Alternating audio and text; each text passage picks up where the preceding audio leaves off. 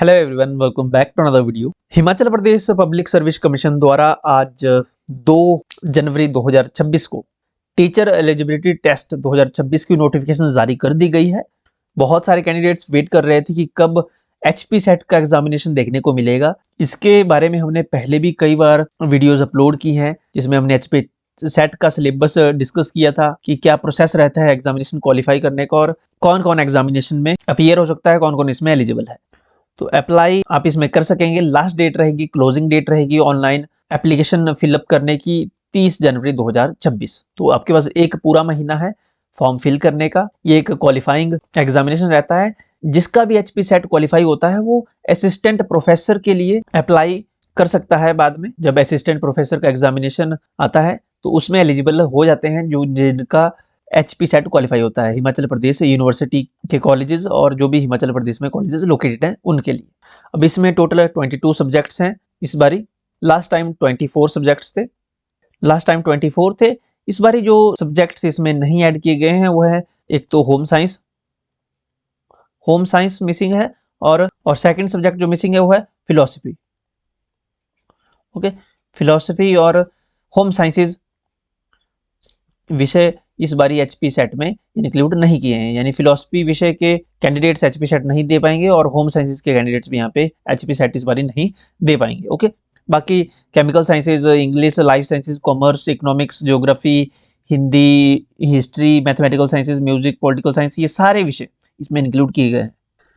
Essential qualification, general category के candidates या फिर जनरल ईडब्ल्यूएस के कैंडिडेट्स जिनके मास्टर्स डिग्री में एटलीस्ट 55% मार्क्स है, 55% नंबर आपके कम से कम होने चाहिए। अगर आप जनरल अनरिजर्व से हैं या फिर जनरल ईडब्ल्यूएस कैटेगरी से हैं, आप एचपी सेट में एलिजिबल हो जाएंगे एग्जामिनेशन के लिए।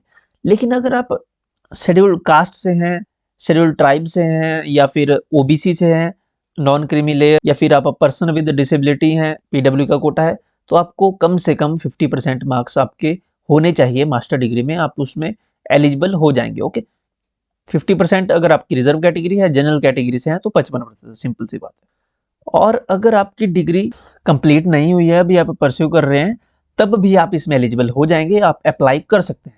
ओके, अगर आप मान लो आपका अगर फर्स्ट ईयर है या फिर सेकंड ईयर है, फर्स्ट सेमेस्टर है, सेकंड सेमेस्टर है, आपकी एडमिशन होनी चाहिए।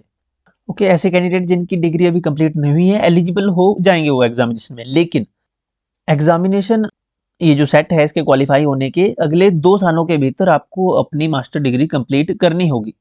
अगर आपके एचपी सेट क्वालिफाई होने के बाद आपकी मास्टर डिग्री 2 सालों के भीतर कंप्लीट नहीं होती है तो आपका जो एचपी सेट है वो अनवैलिड हो जाएगा। ओके, ये बात ध्यान रखें। एग्जामिनेशन जो सेंटर रहते हैं, सिटीज रहती हैं, वो ये इस प्रकार से है। बिलासपुर में होती है, चंबा, हमीरपुर, कांगड़ा, धर्मशाला, कुल्लू, मंडी, शिमला, नाहन, सोलन और ऊना इसके जो है एग्जामिनेशन सेंटर रहते हैं, जो सिटीज हैं। ओके, एग्जामिनेशन का पैटर्न आपका पेन पेपर बेस्ड होता है, ऑफलाइन होता है। और एग्जामिनेशन का पैटर्न इस प्रकार से है, पेपर 2 रहते हैं। एक तो हो गया आपका जनरल अवेयरनेस का पेपर, जिसमें 100 मार्क्स का पेपर रहता है और क्वेश्चन पूछे जाते हैं 50।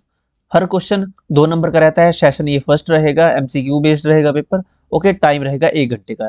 60 मिनट में आपको 50 क्वेश्चन करने होंगे। एक क्वेश्चन 2 नंबर का रहेगा। ओके, यानी कि 50 क्वेश्चन रहेंगे आपके 100 नंबर के।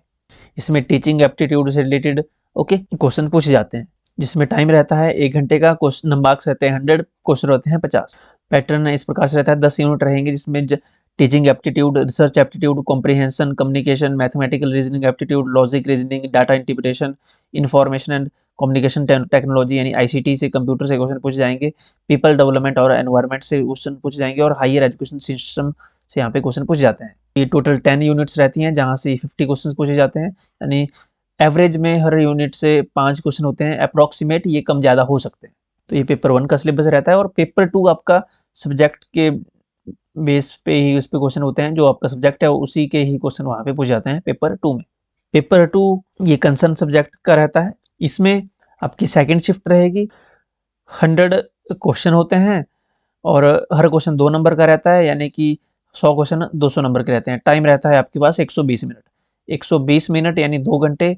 120 मिनट में आपको 100 क्वेश्चन करने होते हैं, जिसमें से सारे क्वेश्चन आपके सब्जेक्ट के कंसर्न जो आपका सब्जेक्ट है, जैसे हिस्ट्री है तो हिस्ट्री का है तो हिस्ट्री के से ही क्वेश्चन होंगे, पॉलिटी का है तो पॉलिटी से संबंधित क्वेश्चन होंगे, इस प्रकार से। ओके, कोई भी नेगेटिव मार्किंग इसमें नहीं होती है, ना पेपर 1 में ना पेपर 2 में, यानी कि आप सभी क्वेश्चंस इसमें अटेम्प्ट कर सकते हैं।